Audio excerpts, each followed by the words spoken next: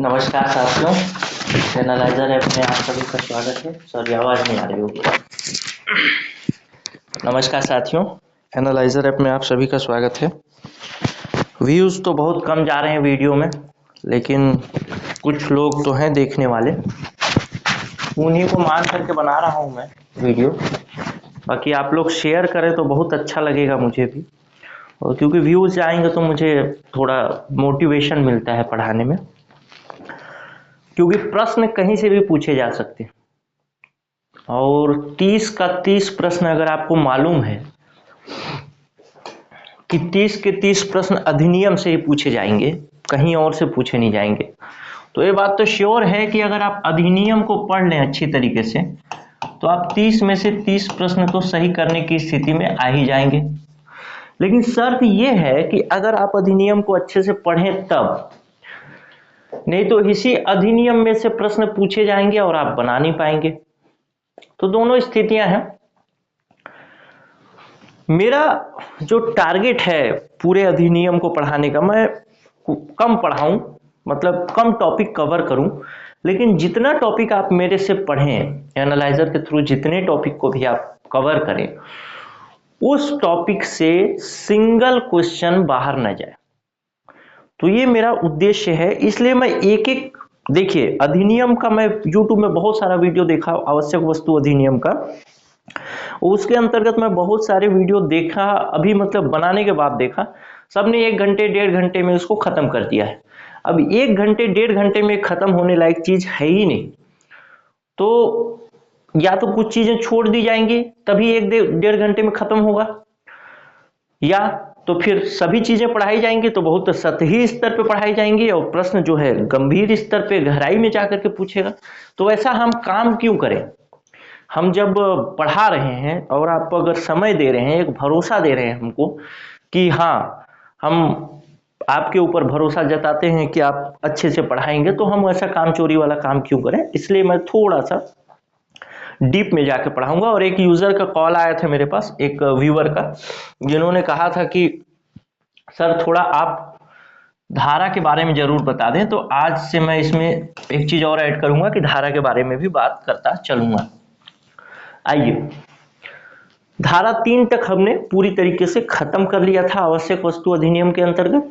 अब हम देखते हैं धारा 4, जिससे कि बहुत ज्यादा प्रश्न आपसे नहीं पूछेगा, लेकिन ये धारा महत्वपूर्ण इसलिए है क्योंकि ये धारा बताता है कि ये जो अधिनियम है, आवश्यक वस्तु अधिनियम 1955, ये केंद्र सरकार, और केंद्र सरकार चाहे तो राज्य सरकार, और राज्य सरकार के बाद केंद्र सरकार के अधिकारियों और राज्य सरकार के अधिकारियों को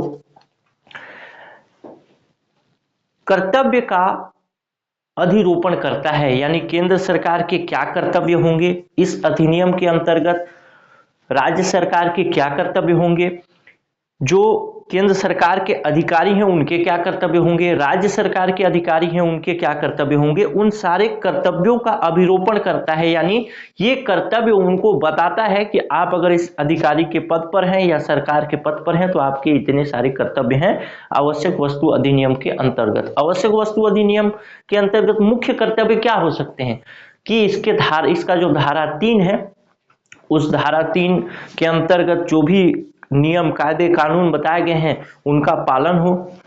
धारा 2 के अंतर्गत यदि केंद्र सरकार का कर्तव्य क्या है कि किसी वस्तु को आवश्यक वस्तु में जोड़े, किसी वस्तु को आवश्यक वस्तु से हटाए, तो वो कर्तव्य कौन बताता है? अधिनियम की यही धारा 4 बताता है। समझ गए होंगे आप लोग। चलिए अब देखते हैं धारा 5। धारा 5 क्या है? शक्तियों का प्रत्यायोजन है। यानी अगर आप किसी को कुछ काम दे रहे हैं, कुछ कर्तव्य दे रहे हैं, जैसे केंद्र सरकार को दे रहे हैं, राज्य सरकार को दे रहे हैं, केंद्र सरकार के अधिकारियों को दे रहे हैं, राज्य सरकार के अधिकारियों कर्मचारियों को दे रहे हैं, तो आपको उनको कर्तव्य के साथ साथ कुछ शक्तियां देनी होंगी, कुछ पावर देने होंगे, जिस पावर का इस्तेमाल करके वो इस अधिनियम को अच्छी तरीके से लागू करने में काम करे, कारगर तरीके से लागू करा पाए। तो वही शक्तियों का प्रत्यायोजन के बारे में बताता है धारा 5। जिसमें ये बताता है कि केंद्र सरकार के पास जो शक्तियां हैं उन मतलब इस अधिनियम से संबंधित, आवश्यक वस्तु अधिनियम 1955 से संबंधित जो शक्तियां हैं उसमें से कुछ शक्तियां वो चाहे तो राज्य सरकार को दे सकती है, राज्य सरकार के कर्मचारी या अधिकारी को दे सकती है, या फिर केंद्र सरकार के अधिकारी या कर्मचारी को दे सकती है, केंद्र या राज्य के। ये है आपका धारा 5। ठीक है, ये चीजें क्लियर हो गई। यहां से बहुत ज्यादा टेक्निकल प्रश्न पूछे जाने की संभावना नहीं है। धारा 6 देखते हैं। धारा 6 क्या कहता है? धारा 6 कहता है, लिखते भी जाइएगा क्योंकि समझ में आ जाए भले, लेकिन चीजें इतनी लेंदी है कि आपको रिवाइज जरूर करना पड़ेगा। और मैं तो आपको बताया हूं कि अगर आप पीडीएफ डाउनलोड कर ले रहे हैं तो पीडीएफ के बगल में ही लिखते जाइए, प्रिंट निकलवा करके लिखते जाइए। धारा 6 है, धारा 3 के अधीन किया गया कोई आदेश इस अधिनियम से भिन्न किसी अधिनियमित आदेश, कुल मिला के धारा 6 ये कहता है कि धारा 3 के अंतर्गत जो भी आदेश किए जाएंगे, जो भी निर्देश सरकार के द्वारा किए जाएंगे, वे सारे आदेश निर्देश किसी अन्य नियम को, यानी और भी कोई नियम बनाया हो गया संसद के द्वारा या राज्य सरकार के द्वारा, उसको कम नहीं करेगा, अन्यून नहीं करेगा। उसका प्रभाव अलग है और इसका प्रभाव अलग है। साथ ही दूसरे धारा मतलब दूसरे कुछ अधिनियम बने होंगे जिसमें कुछ प्रावधान होंगे, उन प्रावधानों का भी इस अधिनियम के प्रावधानों पर असर नहीं पड़ेगा, दोनों स्वतंत्र हैं। अब पढ़ते हैं धारा 6 क। यहां से आपका टेक्निकल चीजें शुरू होती हैं, जहां से आपसे प्रश्न पूछे जाने की संभावना बढ़ जाती है। पहले देखा धारा 6, अब देख रहे हैं धारा 6 क। धारा 6 क कहता है, खाद्यान्नों, खाद्य तिलहनों और खाद्य तेलों का अधिहरण। अधिहरण का मतलब पहले समझा दूं, अधिहरण का मतलब होता है, अधिहरण का मतलब होता है जब्ती। अब आपको आसानी से समझ में आ गई होगी। जब्त किया जाना, जब्ती किया जाना, उसको कानून की भाषा में अधिहरण बोला जाता है। तो धारा 6 किन किन चीजों के अधिहरण के बारे में बात करता है? खाद्यान्न, खाद्य तिलहन और खाद्य तेल। तिलहन और तेल अलग है। तिलहन मतलब आपका एक फसल है और तेल उससे निकाला गया तेल जो है वो तिलहन। इसके अधिहरण की बात करता है, यानी जब्ती की बात करता है, ये कब जब्त हो सकेंगे, कब जब्त नहीं हो सकेंगे। अब देखते हैं कब जब्त होंगे। तो जहां कोई, इसके संबंध में धारा 3 के अंतर्गत किसी खाद्यान्न, धारा 3 का मतलब क्या है? धारा 3 जो हमने जिसको कि 2-3 क्लास में कवर किया है वही धारा 3 है। जिस धारा 3 के अंतर्गत हमने आवश्यक वस्तु के विषय में बात की थी कि आवश्यक वस्तुओं के उत्पाद, प्रदाय, वितरण आदि को नियंत्रित करने की जो सरकार की शक्तियां हैं, उसके अंतर्गत विभिन्न उपधाराएं देखी थी, उन्हीं उपधाराओं की बात कर रहा हूं मैं। तो एकदम कंफ्यूज नहीं होना है। धारा 3 के अंतर्गत कोई आदेश निकाला गया होगा कि यह वस्तु आवश्यक वस्तु है और उसके लिए कुछ नियमावली बनाई गई होंगी। जैसे एक उदाहरण से हम समझते हैं, एक उदाहरण मैं लेता हूं, सरसों का तेल। सरसों का तेल, सरसों के तेल को आवश्यक वस्तु अधिनियम के अंतर्गत शामिल कर दिया गया माना, और शामिल करने के बाद इसमें जो है 2-3 कुछ नियमावली बनाई गई, कुछ नियम बनाए गए। पहला नियम यह था कि एक व्यापारी है, वो व्यापारी 5 लाख लीटर से ज्यादा का सरसों का तेल एक बार में नहीं रख सकता। दूसरा नियम यह बनाया गया कि व्यापारी जब भी वस्तु मंगाएगा तो किसी ऐसे व्यक्ति से मंगाएगा जिसके पास लाइसेंस हो। अब यही 2 नियम मान लीजिए। देखिए, अब एक छापा पड़ता है। अब एक व्यापारी जो है 5 लाख लीटर से अधिक तेल का संचय करके रखा है, खरीद करके लाया है, तो उसके लिए क्या व्यवस्था है, या एक व्यक्ति जो व्यापारी जो तेल मंगा रहा है वो लाइसेंस होल्डर से नहीं मंगा रहा है, यानी जो लाइसेंस उसको तेल बेचने का नहीं है फिर भी तेल का सप्लाई कर रहा है, तो ये बिना लाइसेंस के जो तेल बेच रहा है उसके लिए क्या दंड का विधान है, कैसे जब्ती आदि चीजें होंगी, वो सारी चीजें समझते हैं। ठीक है, तो धारा 3 के अंतर्गत, ये मैं उदाहरण बताया हूं बस, यही नियमावली नहीं है, ध्यान रखेंगे। धारा 3 के अंतर्गत यदि किसी नियम का मतलब कोई आदेश दिया गया था, कोई निर्देश दिया गया था और उस आदेश और निर्देश का उल्लंघन होता है तो जब्ती यानी अधिहरण का प्रावधान किया गया है। समझ गए होंगे। अब इसके अंतर्गत क्या क्या चीजें अधिहरित की जा सकती है, कौन अधिहरित कर सकता है, ये सारी चीजें देखते हैं, यानी कौन जब्त कर सकता है वो चीजें देखते हैं। तो इसके अंतर्गत जो भी अधिकारी होगा, जिसमें उस क्षेत्र का फूड इंस्पेक्टर हो सकता है, एसडीएम हो सकता है, जो भी मतलब जिसको ये शक्ति प्रदान की गई है कि वो चेक करे कि हाँ ये सही चल रहा है कि नहीं चल रहा है, वो अधिकारी इसकी जब्ती कर सकता है। अगर उसको ये चीजें गलत लगती हैं यानी नियमावली के अनुसार नहीं है तो वो अधिकारी जब्ती करेगा। जब्ती करने के बाद वो कलेक्टर को एक सूचना देगा कि हाँ हमने कुछ इस तरीके का सामान जब्त किया है। तो ध्यान रखेंगे, जब्त कौन करेगा, कोई भी अधिकारी जो इसके लिए नियुक्त होगा वो जब्त करेगा। जब्त करने के बाद सूचना जो होगा वो कलेक्टर को देगा, सूचना कलेक्टर को देगा। ठीक, अब कलेक्टर के पास कुछ विशेषाधिकार हैं। कलेक्टर के पास विशेषाधिकार ये हैं कि कलेक्टर को यदि लगता है कि जो वस्तु जब्त की गई है वो वाकई में आवश्यक वस्तु है या नियम के अनुसार जब्ती हुई है, तो कलेक्टर ऐसा जो वस्तु होगा उसको जब्त करने के लिए बोल सकता है कि हाँ कलेक्टर ने ठप्पा लगा दिया मतलब वो जब्त हो जाएगा। ध्यान रखिएगा, इसमें कलेक्टर शब्द को सबसे पहले मैंने परिभाषित करके बताया है पहले वीडियो में कि कलेक्टर कौन होगा, तो उसको बार बार बताने की जरूरत नहीं है। अगर कलेक्टर ने उसको जब्त कर लिया तब क्या स्थितियां बनेंगी। पहला तो स्थिति ये हो सकता है कि ऐसी अभिगृहित की गई आवश्यक वस्तु जिस पैकेट अधिग्रहण प्राप्त कर सके। कुल मिला के कलेक्टर इसके अंतर्गत क्या क्या जब्त कर सकता है या किस किस चीजों को जब्त करने के लिए आदेश निकाल सकता है, ये आपको धारा 6 की उपधारा क के अंतर्गत धारा 6 की उपधारा मतलब धारा 6 क के अंतर्गत पहला पॉइंट बताया गया है कि किस तरीके से कलेक्टर उसको जब्त करेगा और क्या क्या चीजें जब्त कर सकता है।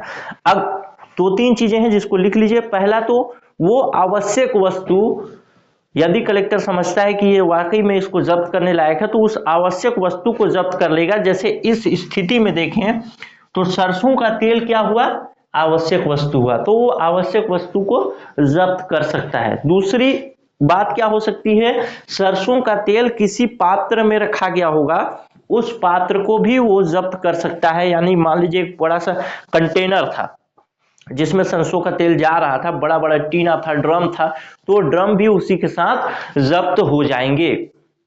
तीसरी बात यह भी हो सकती है कि वो जो सामान था मतलब सरसों का जो तेल था, आवश्यक वस्तु अभी मान के चल रहे हैं, यही सरसों का तेल किसी गाड़ी किसी वाहन के माध्यम से जा रहा था, जो हो सकता है कि पशु गाड़ी हो, जलयान हो या अन्य किसी प्रकार का वाहन हो, तो वो वाहन भी जब्त किया जा सकता है। तो 3 तरीके की चीजें जब्त की जा सकती हैं, इसको लिख लीजिए।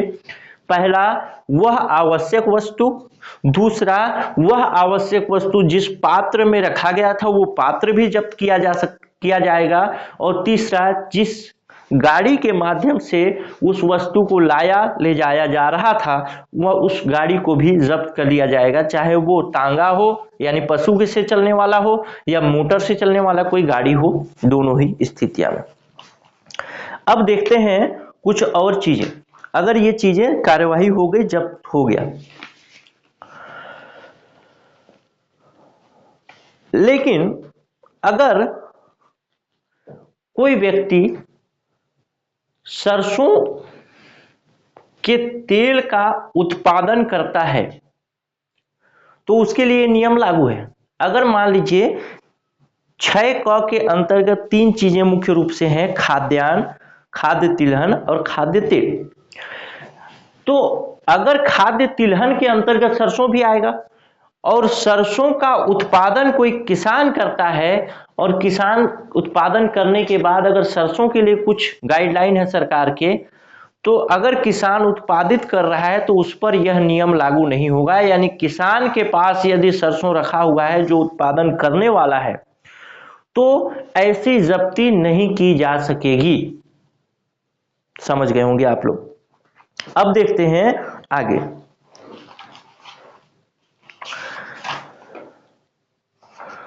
अब आगे देखते हैं, 1 मिनट का बस समय दीजिए।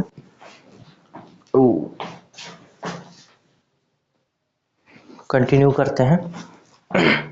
हाँ, तो मैंने ये बताया कि कोई किसान है जो उत्पादन करने वाला है, वो इसके अंतर्गत नहीं आएगा। यानी वो किसान अगर उत्पादित करके रखा है एक सीमा के बाहर भी, तो भी उस पर ये नियम लागू नहीं होगा, यानी उसका सामान जब्ती नहीं किया जा सकता। आगे देखें, अगर मान लीजिए ऐसा कोई केस बना था, सरसों का तेल वो किया गया था और एक गाड़ी से उसको लाया जा रहा था, और उस गाड़ी को किसी ऑफिसर ने पकड़ लिया और उसको जब्त कर लिया। तो जो भी माल गाड़ी होगा, यानी अगर उसका खुद का गाड़ी नहीं है तब की स्थिति में, यानी जो बेचने वाला है, जो सप्लायर है, उसका खुद का गाड़ी नहीं है, किसी दूसरे के गाड़ी को किराया में करके वो ले जा रहा था, चाहे भाड़े का माल गाड़ी हो या यात्री ढोने वाला कोई गाड़ी हो। यदि ऐसा गाड़ी जब्त किया जाता है तो उसका अधिहरण किए जाने से पहले, यानी जब्त किए जाने के बदले, उस गाड़ी के बदले यदि वो जुर्माना दे दे तो उसका गाड़ी वहीं से छूट भी सकता है। ये चीज इसमें बताया गया है। और जुर्माना कितना होगा? तो जुर्माना होगा आवश्यक वस्तु के अधिग्रहण की तारीख को उसकी बाजार कीमत से अधिक नहीं होगा। यानी जिस दिन सरसों का तेल जब्त किया गया उस दिन उसका जो बाजार भाव होगा, उस बाजार भाव के बराबर यदि वो जुर्माना दे देता है तब उसका गाड़ी छोड़ दिया जाएगा। ये चीजें क्लियर हो गई हैं आप। अब देखते हैं आगे। अब दूसरा बिंदु है इसी का। किसका दूसरा बिंदु है? फिर से बता दूं यार, आप लोग कंफ्यूज हो जाते हैं, और इतना है कि मैं भी कंफ्यूज हो जाता हूं। इसका जो 6 क के अंतर्गत पहला भाग हमने देखा, जहां की आवश्यक वस्तु के अधिग्रहण के बारे में देखा, यानी जिसको जब्ती के बारे में देखा। और उसमें हमने देखा कि किस तरीके से वो कौन कौन सी चीजें जब्ती होंगी, कब जब्ती नहीं होंगी। यानी कोई उत्पादक है तो उसका जब्ती नहीं होगा। उसके बाद देखा गाड़ी किस तरीके से छोड़ा जाएगा। अब ये पहला भाग था इसका। अब दूसरा भाग देखते हैं इसका, यानी 6 क 2 ये क्या कहता है? अब कोई सामान जब्त कर लिया गया है, जाहिर सी बात है कलेक्टर ने आदेश दे दिया कि भाई ये सामान अब जब्ती करने लायक है, और सामान जब्त कर लिया गया। अब कलेक्टर के सामने कुछ बिंदु उभर के आएंगे कि सामान जब्त हुआ है, तो सामान हो सकता है कि ऐसा सामान हो जो शीघ्रता से नष्ट हो जाने वाला हो। जैसे मान लीजिए दूध को आवश्यक वस्तु में डाला गया है और दूध जब्त किया गया, तो दूध तो 24 घंटे 48 घंटे के बाद खराब हो जाएगा। तब उसके बारे में कलेक्टर क्या निर्णय लेगा, उस बारे में आगे इसमें बताया गया है 6 क 2 में। इसमें बताया गया है कि उपधारा 1 के अधीन, यानी इसके अधीन, कहां गया, मिटा दिया गया, 1 मिनट।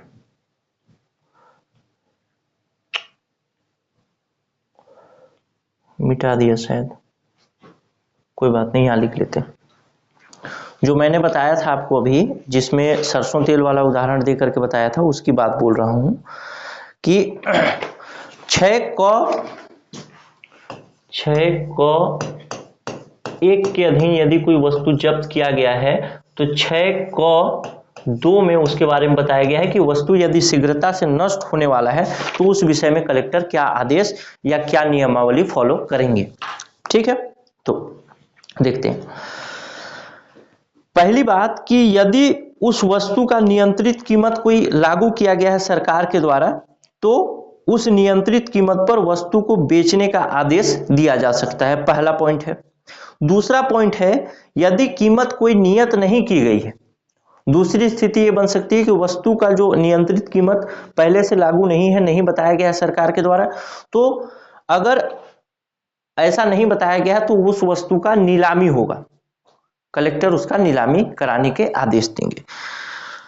तो अगर कोई वस्तु खाद्य वस्तु है तब कलेक्टर का ये कर्तव्य होगा कि वो जो उचित मूल्य की दुकानें हैं उनके द्वारा उसका विक्रय कराए।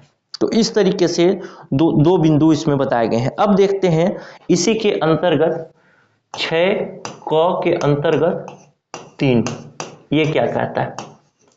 6 के अंतर्गत 3 गंभीरता से पढ़ते जाइएगा, क्योंकि ऐसे ही प्रश्न पूछे जाएंगे हर कंडीशन को रख करके, तो आप कंफ्यूज न हो।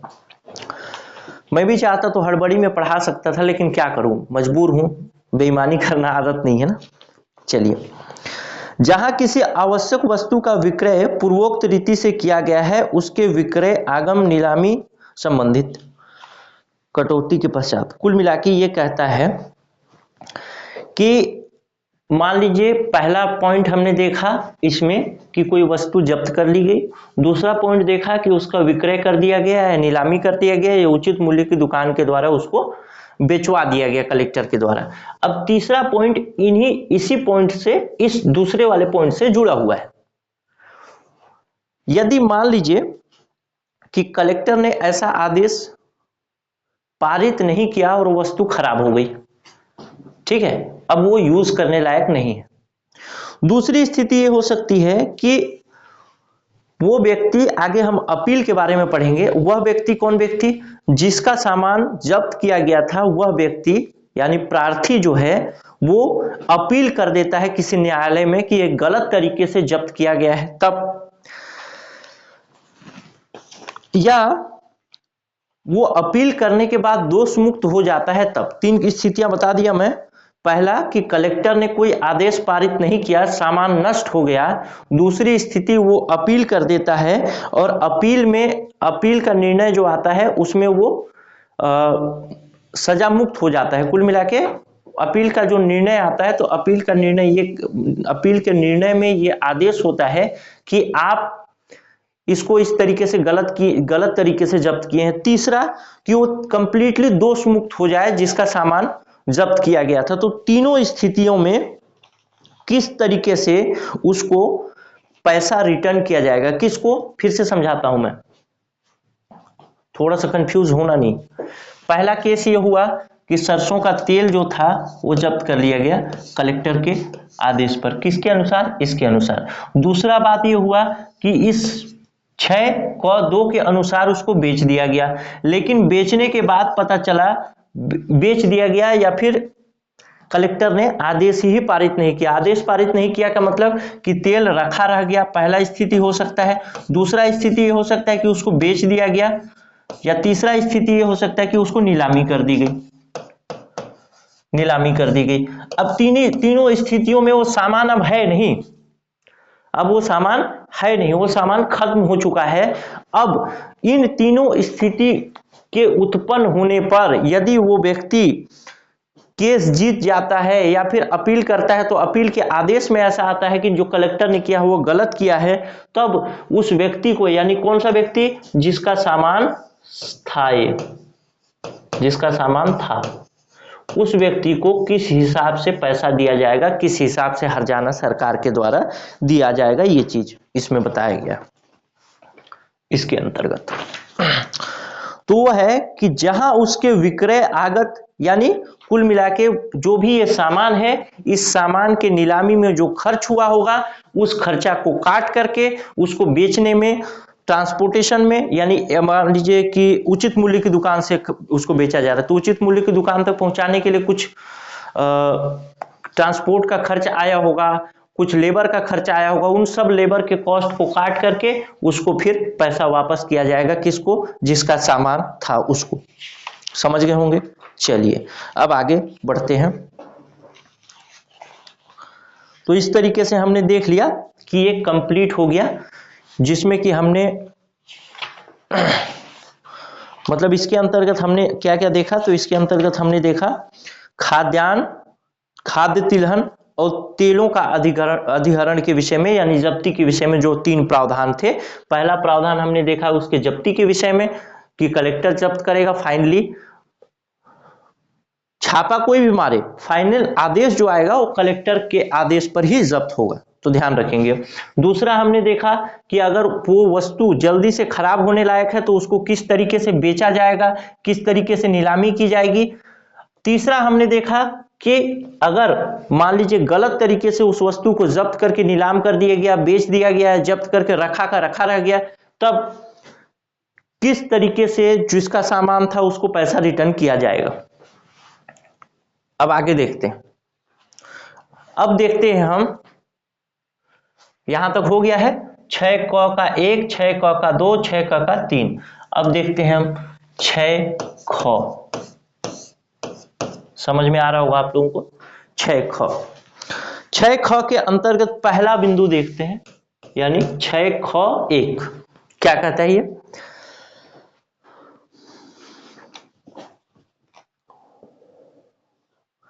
ये कहता है कि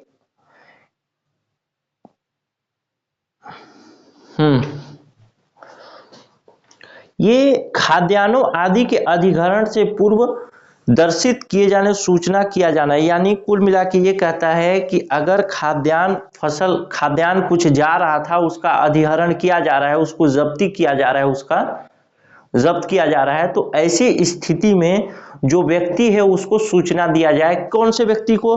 पहला व्यक्ति तो वो हो सकता है जिसका कि सामान था, दूसरा व्यक्ति तो वो हो सकता है जिसकी गाड़ी में वो जा रहा था, तो उसको सूचना दिया जाना। और सूचना कितने दिनों के अंतर्गत दिया जाएगा, इसको लिख लीजिए पॉइंट को।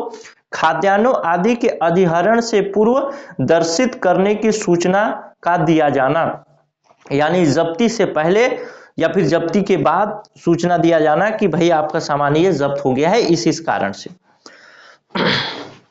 तो इसके अंतर्गत दो तीन चीजें हैं कि उन आधारों पर आवश्यक वस्तु, पैकेज, अकोष्ठक, पात्र, जलयान, प्रवहन, यानी जो वस्तु था वो उसका जो पात्र था यानी जिसमें रखा गया था, जैसे मैं सरसों के तेल में बताया था कि डब्बा टीने में रखा जाएगा, वो टीना।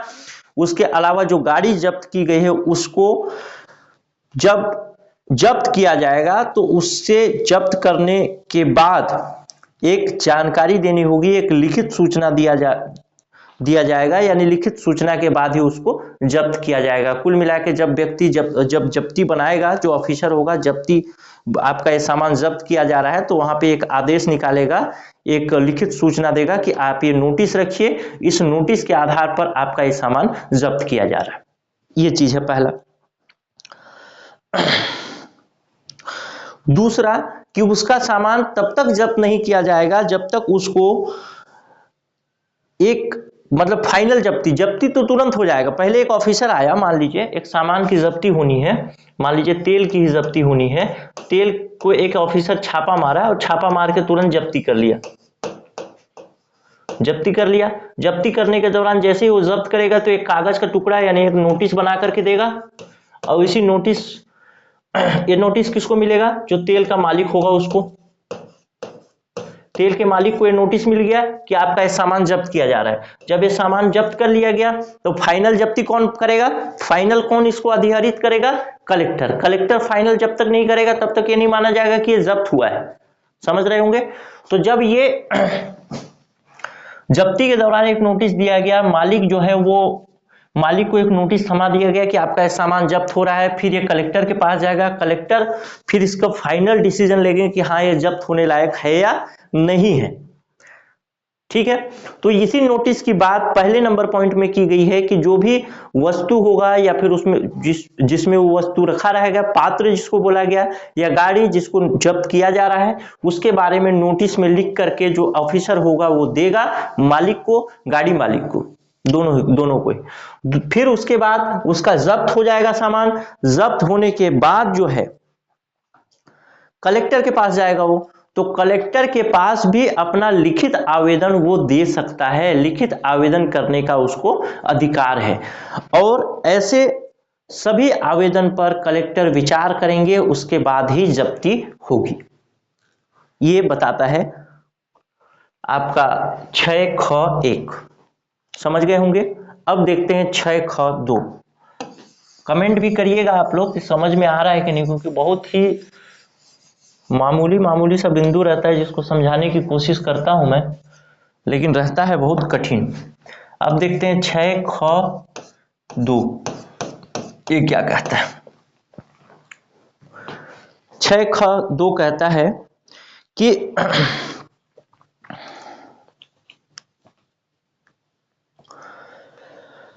यदि किसी व्यक्ति का गाड़ी जब्त किया जा रहा है कि वो आवश्यक वस्तु का जो है मतलब अनुचित पूर्ण व्यापार कर रहा था, इसकी वजह से उसके गाड़ी को जब्त कर लिया जा रहा है, ठीक है।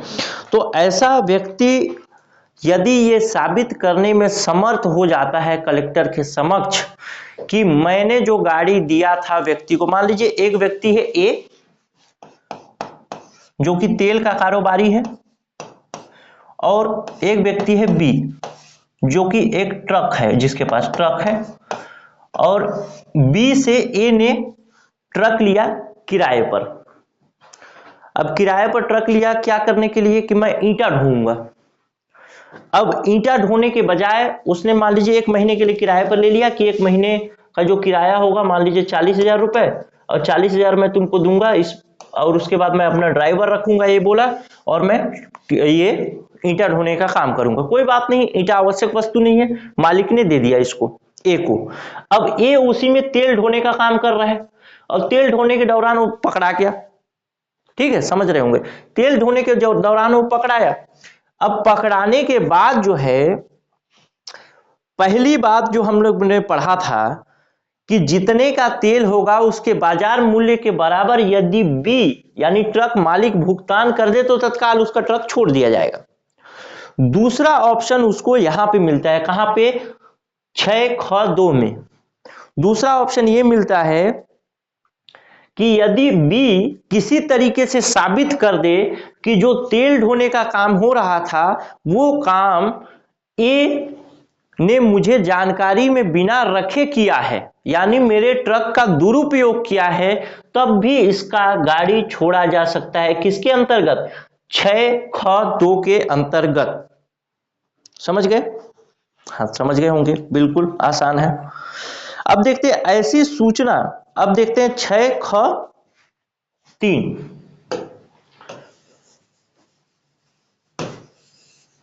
बहुत टफ है भाई, लेकिन क्या करोगे, पढ़ाना पड़ता है। आप लोग को व्यू भी नहीं आता, आप लोग शेयर करना यार।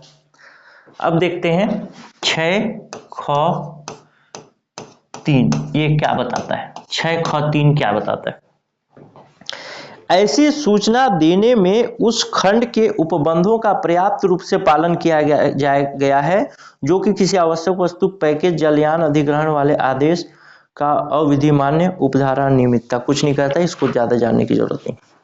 अब देखते हैं 6ग कंप्लीट रूप से जो है वो अपील के बारे में बताता है। आइए देखते हैं 6ग का पहला बिंदु देखते हैं, यानी 1, 6ग1 ये क्या कहते हैं। ये कहता है धारा 6क के अधीन, धारा 6क जिसमें सरसों तेल वाला उदाहरण था, आपको याद आ रहा होगा, जिसमें कि एक व्यापारी था जिसके अंतर्गत मैंने बताया था कि 5 लाख लीटर तेल रख सकता है। दूसरा एक नियम और नियम बताया था, वो दोनों ध्यान रखे होंगे। उसके अंतर्गत उसका सामान जब्त कर लिया गया, तो 6क के अधीन जब्ती की कार्यवाही की गई। अब उस जब्ती की कार्यवाही के विषय में, अपील के विषय में मैं बात कर रहा हूं इस धारा के अंतर्गत, ठीक है। धारा 6 क के अधीन अधिग्रहण से किसी आदेश से व्यथित व्यक्ति, यानी जिसका सामान जब्त किया गया है, जिसका गाड़ी जब्त किया गया है वो भी, और जिसका सामान जब्त किया गया है वो भी, ऐसे आदेश को अपनी संसूचना की तारीख से, संसूचना की तारीख का मतलब क्या है, जिस दिन उसको नोटिस दिया गया कि आपका ये सामान जब्त किया जा रहा है उस तारीख से, तारीख के 1 मास के भीतर ऐसे न्यायालय प्राधिकारी को अपील कर सकेगा जो संबंधित राज्य सरकार द्वारा नियुक्त हो और न्यायिक प्राधिकारी अपीलार्थी को सुनने का अवसर देने के पश्चात उस आदेश को जिसके विरुद्ध अपील की गई है उपांतरित बालित करते हुए तो ऐसा आदेश पारित करेगा जैसा वो ठीक समझे। कुल मिला के जब उसको नोटिस मिला 6 क के अंतर्गत, जब भी उसको नोटिस मिला कि आपका ये सामान जब्त कर लिया गया है, जैसे ही वो सामान जब्त हुआ तो ये अपील के लिए जा सकता है, कहां जाएगा, राज्य सरकार द्वारा नियुक्त न्यायिक प्राधिकारी के पास, यानी कोर्ट में जाएगा। कुल मिला के जो भी इसके लिए एक न्यायिक प्राधिकरण का व्यवस्था किया जाएगा, आगे हम देखेंगे कहां पे कैसे बनता है न्यायिक प्राधिकरण, तो वहां पे ये जाएगा क्या करने, अपील करने। 6 ग 1 की बात कर रहा हूं, अपील करने। और कितने दिनों के अंदर जाएगा, 30 दिन के अंदर जाएगा कि मेरे साथ जो हुआ है वो अन्याय हुआ है, मेरा जो इस तरीके से जब्ती हुआ है वो न्यायपूर्ण नहीं है, विधिपूर्ण नहीं है, ये बताता है। अब आगे का केस देखते हैं। आगे का केस का मतलब कि आगे क्या कार्यवाही होगी। कोर्ट ने मान लीजिए उसका सुनवाई किया, अब सुनवाई के बाद क्या है, जहां 6 क के अंतर्गत मतलब 6 ग 2 इसके अंतर्गत कोर्ट को सजा मतलब वो निर्णय सुनाने का अधिकार है। अब कोर्ट इसके लिए निर्णय सुना रही है। पहला वो अपील किया, अपील करने के बाद ये दूसरी स्थिति ये है कि अब कोर्ट का निर्णय आने वाला है, तब समझने की कोशिश करिए, एकदम क्रम से चलेंगे तो समझ में आएगा। कोर्ट का निर्णय आने वाला है। मान लीजिए कि कोर्ट का निर्णय आ गया कि वो जो जब्ती हुई थी वो विधिपूर्ण नहीं थी, यानी न्यायपूर्ण नहीं था। अब क्या होगा, अब क्या होगा, जब न्यायपूर्ण नहीं था तो कोर्ट ने माना कि ये जो जब्ती हुई हो वो विधिपूर्ण नहीं है, अन्यायपूर्ण है और व्यक्ति को दोष मुक्त कर दिया जाता है। तब की स्थिति में उसको किस तरीके से पैसा, किस तरीके से मुआवजा मिलेगा। तो खाद्यान्नों, खाद्य तिलहनों या खाद्य तेलों की दशा में धारा 3 की उपधारा 3 ख के उपबंधों के अनुसार उसको पैसा मिलेगा। 3 दशाएं बताई गई हैं। पहला खाद्यान्न, खाद्य तिलहन, खाद्य फसल, खाद्यान्न, खाद्य तिलहन और खाद्य तेल। दूसरा है चीनी की दशा में और तीसरा है आपका किसी आवश्यक वस्तु की दशा में। तो खाद्यान्न, खाद्य तिलहनों या खाद्य तेलों की दशा में धारा 3 की उपधारा 3 ख के अंतर्गत उसको पैसा दिया जाएगा। अब धारा 3 की उपधारा वो क्या है वो बताता हूं मैं।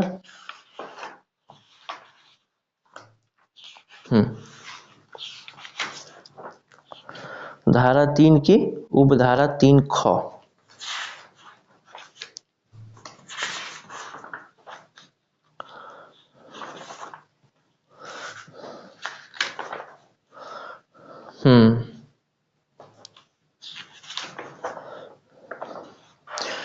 तीन ख हमने पढ़ा था। ये पढ़ा ये था कि जब ऐसी किस्म या खाद्यान्न, खाद्य तेलों का अधिसूचना सरकार निकालेगी कि उसको जरूरत है, तो उस समय जो बाजार भाव में कीमत होगा उस भाव के आधार पर उसको दिया जाएगा।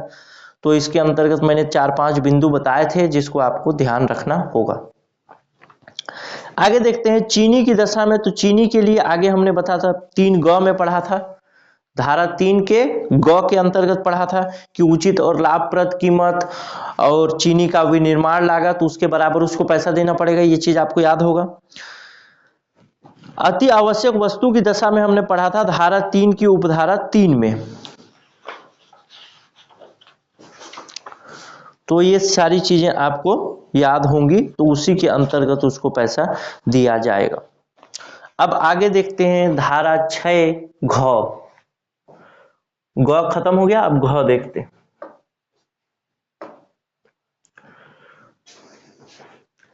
धारा 6 घ ये क्या कहता है? बहुत छोटा सा धारा है। कलेक्टर द्वारा इस अधिनियम के अधीन किसी अधिहरण या अधिनिर्णय ऐसे दंड दिए जाने निवारित करेगा जिससे प्रभावित व्यक्ति अधिनियम का अधीन भागी है। यानी कलेक्टर द्वारा इस अधिनियम के अधीन किसी अधिहरण या अधिनिर्णय, यानी कोई निर्णय जो देता है, अधिहरण का अधिनिर्णय यानी जब्ती का जो निर्णय देगा, तो ऐसे दंड दिए जाने से निवारित करेगा जिसका कि उसके द्वारा प्रभावित व्यक्ति अधिनियम का भागी है। कुल मिला के इसमें कुछ है नहीं। हम देखते हैं धारा 6 का अंग, ख के बाद अंग, ये आपको महत्वपूर्ण थोड़ा सा है। इसमें ये बोलता है, इसमें बताया गया है कि यदि कोई किसी गाड़ी का जब्ती हो गया है, किसी वाहन का जब्ती हो गया है, तो कलेक्टर धारा 6 ग के अधीन नियुक्त प्राधिकारी को ऐसी आवश्यक वस्तु पैकेज संबंध में आदेश की अधिकारिता होगी। तत्समय प्रवृत्त किसी भी विधि के प्रतिकूल बात होते हुए भी अन्य न्यायालय अधिकरण को ऐसी अधिकारिता नहीं होगी। यानी कुल मिला के कलेक्टर ने जो गाड़ी जब्त कर लिया है, तो जब्ती के समय अगर कोई चाहे कि मैं न्यायालय चला जाऊं और उसी समय छुड़ा लूं, तो ऐसा नहीं होगा। जब्ती के बाद ही सारी प्रक्रिया हो सकती है। ये सारी चीजें 6 अंग में बताई गई।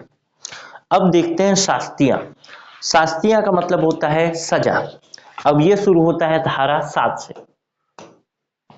शास्तियां का मतलब होता है सजा, और ये शुरू होता है धारा 7 से। आप इस चीज में, इस भ्रम में कभी मत रहिएगा कि जो आप शॉर्टकट में पढ़ रहे हैं वहां से सिलेक्शन होने वाला है। सिलेक्शन आपका यहीं से होने वाला है। हर एक चीज को बिंदुवार पढ़ेंगे तभी सिलेक्शन होगा, नहीं तो नहीं होगा। वीडियो को पॉज करके 2 बार 3 पार्ट में देखिए, क्योंकि वीडियो में थोड़ा लंबा बताता हूं, एक एक चीज को उदाहरण के थ्रू समझाने की कोशिश करता हूं। देखिए 42 मिनट तो अभी हो गया है, अभी शास्त्रियों वाला पूरा बचा हुआ है। आइए देखते हैं शास्त्रीय का मतलब क्या होता है। सजा, कि क्या सजा मिलेगी यदि इसके अंतर्गत उल्लंघन किया जाता है किसी भी चीज का। तो अब देखते हैं शास्त्रीय में पहला भाग देखते हैं 7 का 1। इसमें कई उपधारा हैं, तो 7 का 1 देखते हैं। जहां कोई व्यक्ति धारा 3 के अधीन किए गए किसी आदेश का उल्लंघन करेगा, यह धारा 1 में बताया गया। धारा 1 के अंतर्गत भी क में बताया गया। यानी धारा 3 के अंतर्गत किसी वस्तु का आवश्यक वस्तु अधिनियम के अंतर्गत मतलब आवश्यक वस्तु घोषित किया गया। धारा 2 के अंतर्गत, फिर से कंफ्यूज नहीं होंगे, धारा 2 के अंतर्गत किसी वस्तु को आवश्यक वस्तु घोषित किया गया। धारा 3 के अंतर्गत उसके संबंध में नियमावली बनाई गई। तो धारा 3 के अंतर्गत किसी आदेश का उल्लंघन, किसी निर्देश का उल्लंघन करेगा तो उसके लिए सजा का प्रावधान किसमें है? 7(1) क में। आगे भी है सजा, लेकिन 7(1) क में पहले तरीके का सजा है। पहला देखते हैं कि उस धारा की उपधारा 2 के ज और झ में क्या था वो देखते हैं। बताता हूं पहले 45 नंबर, ये तो ख है।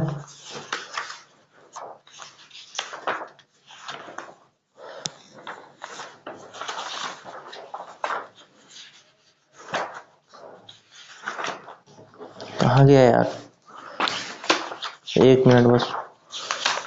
हाँ,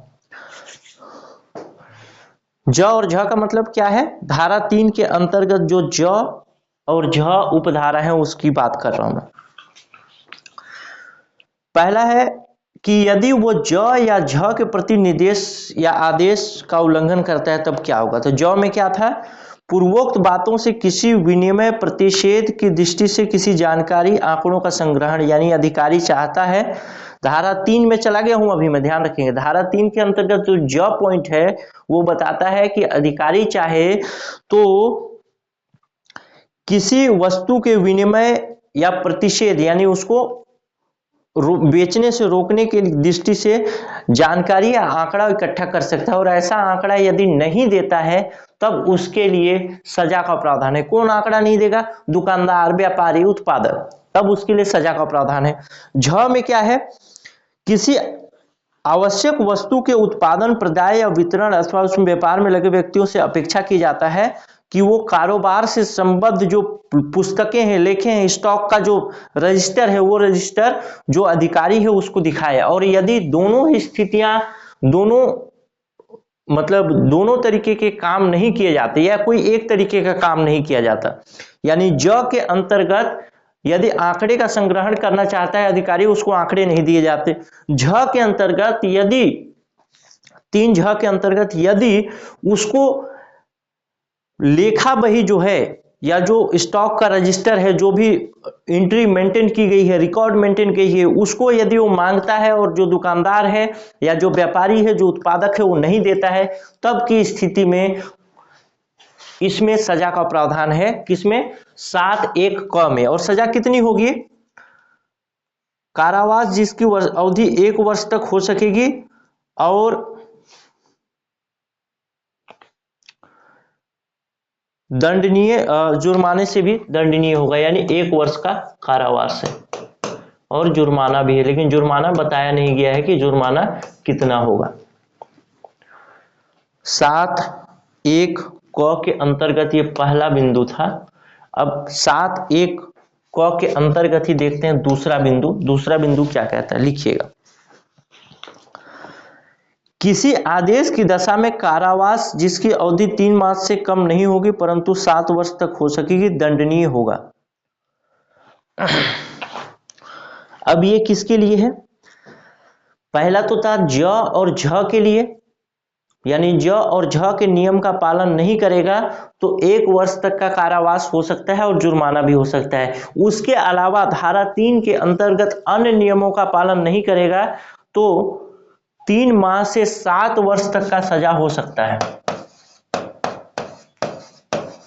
3 माह से 7 वर्ष तक का सजा, साथ में जुर्माना भी हो सकता है। अब देखते हैं, लेकिन ये अवधि जो है 3 मास की अवधि, 3 से 7 वर्ष की अवधि जो है, इसको जज चाहे तो कम भी कर सकता है और न चाहे तो नहीं भी कर सकता है। अब देखते हैं धारा 7 की उपधारा 1 का ख, ये क्या कहता है? ये कहता है ऐसी संपत्ति जिसकी बाबत आदेश का उल्लंघन किया गया है सरकार के पक्ष में संग्रहित कर ली जाएगी, यानी जब्त कर ली जाएगी।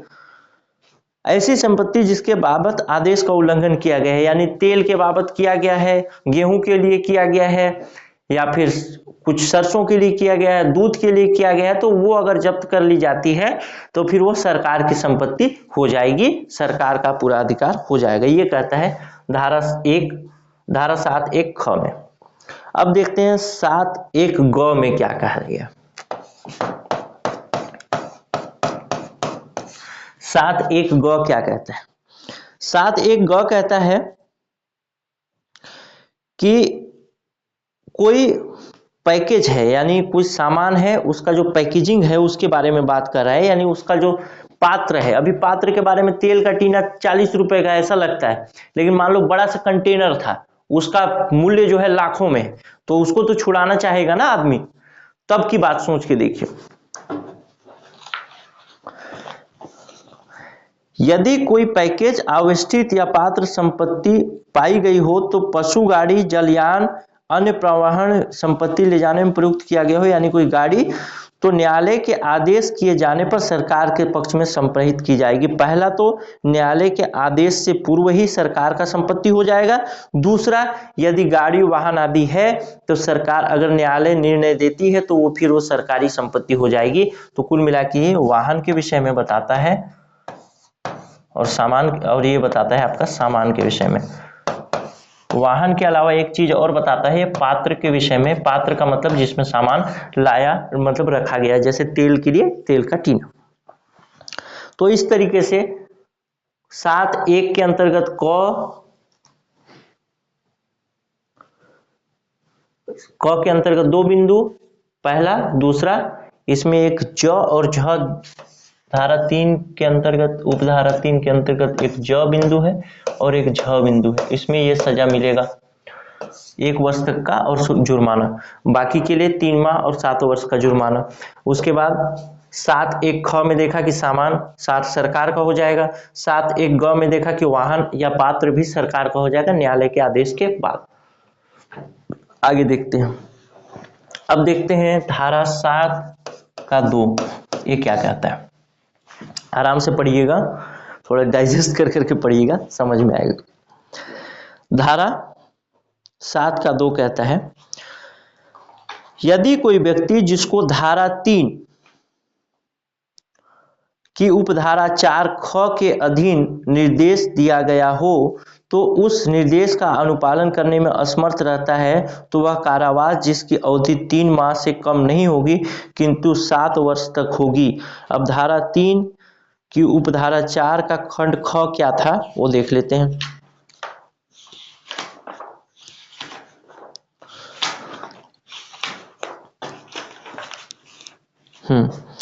धारा 3 की उपधारा 4 का खंड ख था कि आदेश के उपबंधों के अधीन नियंत्रक द्वारा आदेश किए जाने उपरम भाग चलाया जाना। मैंने आपको बताया था कल वाले वीडियो में कि यदि किसी वस्तु को आवश्यक वस्तु के रूप में घोषित किया जाता है और कोई फैक्ट्री बंद पड़ी है और सरकार चाहती है कि वहां से उत्पादन हो, तो किसी व्यक्ति को वो दे सकती है उत्पादन के लिए, और उत्पादन के लिए जब वो देगी तो वो उतना ही भाग में अपना काम कर सकेगा जितना भाग उसको दिया गया है, उससे बाहर वो नहीं जा सकता। यदि उस सजा का मतलब उस भाग, उस जो अधिकार क्षेत्र उसको दिया गया था उसका वो व्यक्ति उल्लंघन करता है तब यहां पे उसको सजा मिलेगा। और इसकी सजा क्या होगी? 3 माह से 7 वर्ष की सजा होगी। ठीक है, आइए इसके साथ जुर्माना भी होगा ना, प्लस जुर्माना। लिखते जाइएगा, प्रश्न पूछेगा और ऐसे उदाहरण से समझ जाएंगे तो फिर आपसे बन जाएगा प्रश्न, कोई दिक्कत वाली नहीं बात नहीं। अब देखते हैं धारा 7 की उपधारा 2 का खंड ख, ये क्या कहता है? सॉरी, खंड ख नहीं यार, खंड क, खंड क ये क्या कहता है?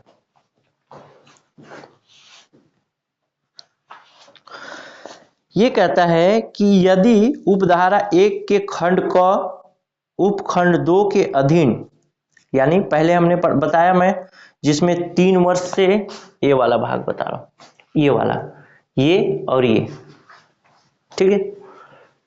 7(1) क में जो सजा बताया था 1 वर्ष प्लस जुर्माना ज और झ के लिए, 3 माह से 7 वर्ष तक का मतलब सजा प्लस जुर्माना। अब ऐसे अपराध के लिए कोई व्यक्ति दोबारा दोष सिद्धि पाया जाता है, यानी दोबारा वो ऐसा ही अपराध करता है जैसा अपराध पहली बार कर चुका है, जिसमें इसको इस तरीके से और इस तरीके से सजा मिल चुकी है, तो उसके बारे में बताता है 7(2) क, जिसमें उसको आगे की चीजें बताई गई हैं कि उसको फिर दोबारा में सजा कितना मिलेगा। दोबारा में सजा द्वितीय और उसके बाद पक्षवर्ती, यानी दोबारा तिबारा जितने बार भी वो काम मतलब अपराध करता है तो उसकी जो सजा की अवधि होगी 3 माह से बढ़ के 6 माह न्यूनतम हो जाएगी, 6 माह से लेकर के 7 वर्ष तक हो जाएगी दोबारा सजा, दोबारा गुनाह करने पर, दोबारा अपराध करने पर। ठीक है, 3 माह से 6 वर्ष था, वो 6 माह से 7 वर्ष हो जाएगा। कौन बताता है? धारा 7 की उपधारा 2 का खंड क। दोबारा या तिबारा जितनी बार भी अपराध करें, लेकिन हर जगह आप देखेंगे कि जो सजा को कम करने का जो अधिकार है वो जज के पास है, यानी जो चाहे तो 6 माह से कम सजा दे सकता है, चाहे तो यहाँ पे 3 माह से कम सजा दे सकता है। ये सारी चीजें हैं।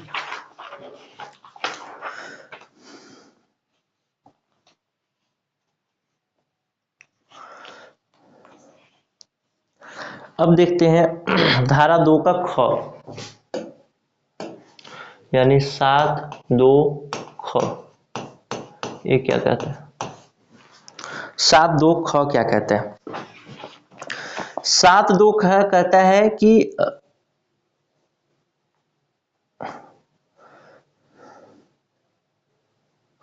यदि मान लीजिए व्यक्ति ने कोई अपराध कर दिया है लेकिन जन साधारण को कुछ विशेष हानि नहीं हुई है, तब 3 माह या 6 माह से कम की अवधि के लिए कारावास देने का पर्याप्त और विशेष कारण होगा। यानी जन साधारण को विशेष हानि नहीं हुआ है तो 3 माह से कम, और जो दूसरी स्थिति मैंने बताया था 6 माह से कम, ये वाला 6 माह से 7 वर्ष वाला, यानी दोबारा गुनाह करता है तो सजा 6 माह से 7 वर्ष तक की मिलेगी। तो दूसरी स्थिति जो बताया था 3 माह और 6 माह, न्यूनतम 3 माह और 6 माह। तो यदि जन साधारण को विशेष कोई हानि नहीं हुआ है तो उसको यही उसका एक विशेष कारण माना जाएगा, जिसके अनुसार उसको 3 माह से कम या 6 माह से कम सजा का प्रावधान किया जा सकता है। 3 माह कब मिलेगा? पहली बार अपराध करने में। 6 माह कब मिलेगा? उसी अपराध को दूसरी बार, तीसरी बार करता है तो जज देखेगा कि जन साधारण को अगर विशेष हानि नहीं हुआ है तो वो उसको सजा को कम कर सकता है। ये कौन सा था? 7(2) में ये बात बताई गई थी। अब देखते हैं आगे 7(3) क्या कहता है। 7(3) क्या कहता है?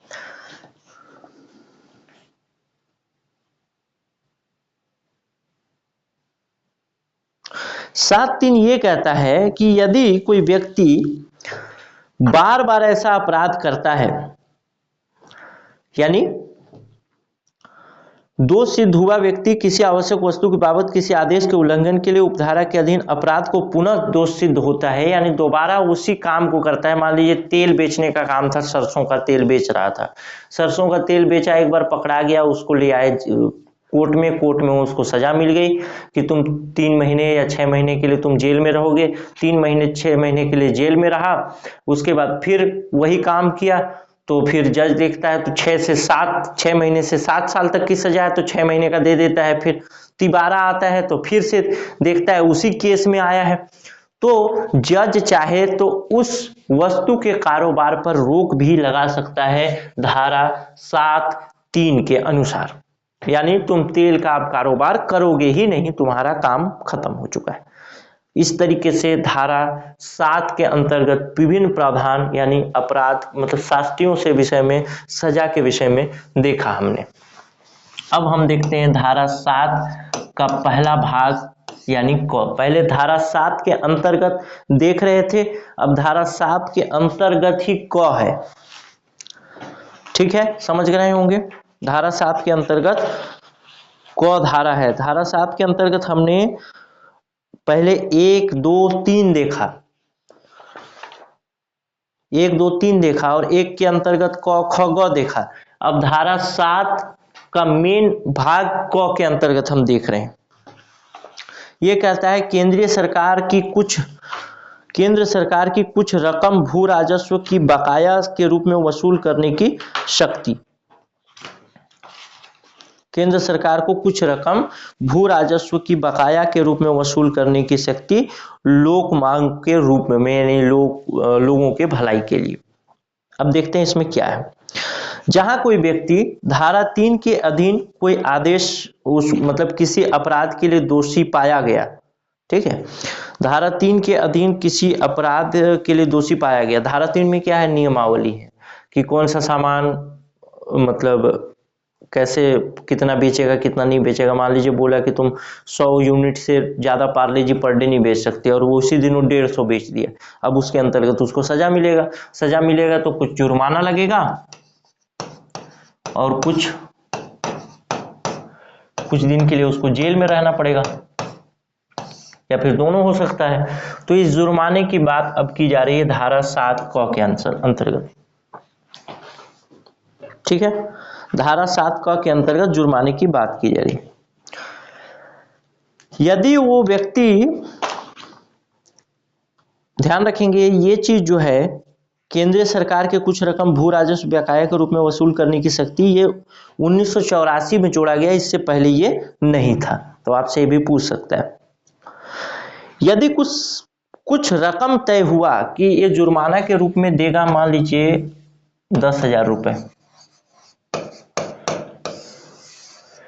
तो 10,000 रुपए तो सरकार ने जो कोर्ट ने जुर्माना लगाया, तो अब केंद्र सरकार की कुछ रकम भू राजस्व बकाया के रूप में वसूल करने की शक्ति है, तो इस 10,000 के ऊपर वो चाहे तो ब्याज लगा सकती है, एक तरीके से ब्याज। और ये ब्याज कितना होगा? 15% का ब्याज होगा। यानी जिस दिन उसको सजा सुनाया गया कि तुम 10,000 दोगे, उसके बाद जितने दिनों तक वो पैसा नहीं देगा, मान लीजिए 1 साल तक नहीं दिया, तो 1 साल तक उसको ब्याज लगेगा। कैसा ब्याज लगेगा? 15% साधारण ब्याज, 15% का साधारण ब्याज लगेगा। एक उदाहरण बता रहा हूं, 6 महीने नहीं दिया तो 6 महीने तक ब्याज लगेगा, और ये ब्याज जो माना जाएगा वो रहेगा केंद्र सरकार की कुछ रकम भू राजस्व के बकाया के रूप में वसूल करने की शक्ति के अंतर्गत आएगा। अब देखते हैं इसी के अंतर्गत धारा 7 का ये पहला बिंदु था, पहला भाग था ये। अब दूसरा भाग देखता हूं।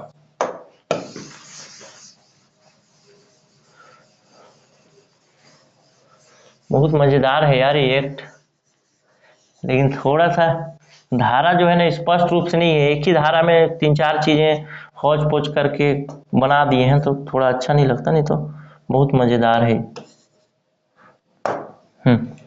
अब देखते हैं 7 का 2 ये क्या कहता है।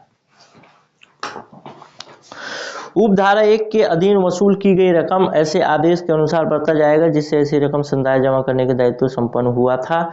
कुछ नहीं है ये, इसको ज़्यादा पढ़ने की जरूरत नहीं। कुल मिला के बस यही कहना चाहता है कि वही जो न्यायालय ने आदेश दिया था उसी में पैसा लगाया जा सकता है, मतलब ब्याज लगा करके लिया जा सकता है। अब देखते हैं कि यदि उसको जुर्माना लगा दिया गया 10,000 रुपये, 10,000 में सरकार ने लगा दिया 15% का ब्याज की जब तक तुम नहीं दोगे ब्याज दोगे, और तुम भू राजस्व वाले के अंतर्गत यानी 7 के अंतर्गत ये पैसा जमा होगा। तो 7 ये कहता है कि जो कोर्ट है इस पर स्टे ऑर्डर नहीं दे सकती। कोर्ट, ये सरकार का मामला है, सरकार जैसा करना चाहे वैसा कर सकती है, ये चीज ये बताता है, स्टे ऑर्डर नहीं दे सकती। अब एक चीज और देखते हैं, यदि कोई आदेश जिसके अनुसरण में कोई रकम सरकार, अब ये 4 देख रहा हूं ना,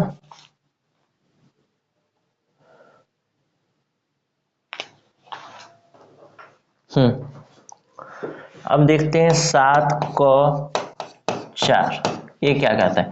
अब देखिए पहला तो क्या था, 15% लगाया।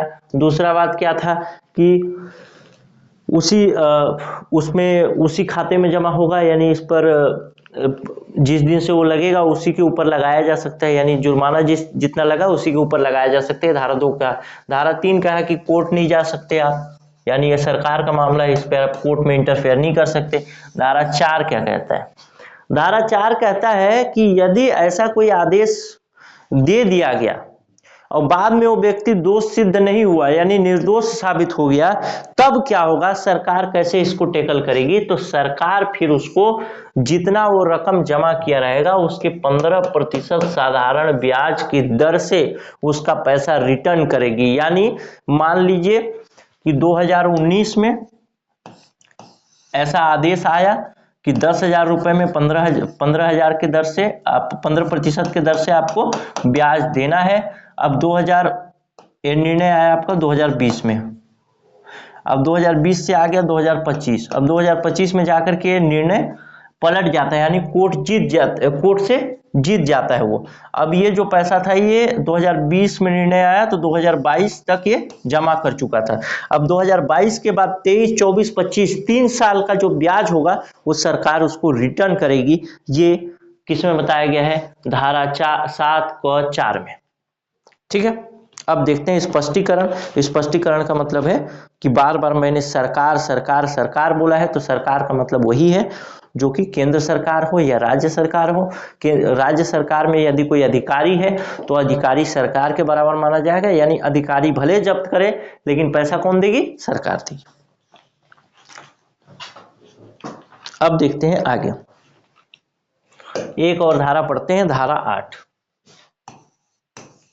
धारा 7 खत्म हो गया, लंबा लंबा है लेकिन अच्छा है।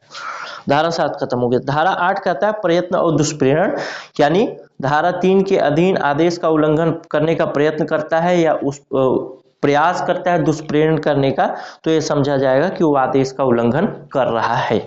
तो इस तरीके से धारा 8 तक हमने आज खत्म किया। अब आगे पढ़ेंगे धारा 9, 10, 11, 12, जल्दी खत्म हो जाए तो बहुत अच्छी बात है।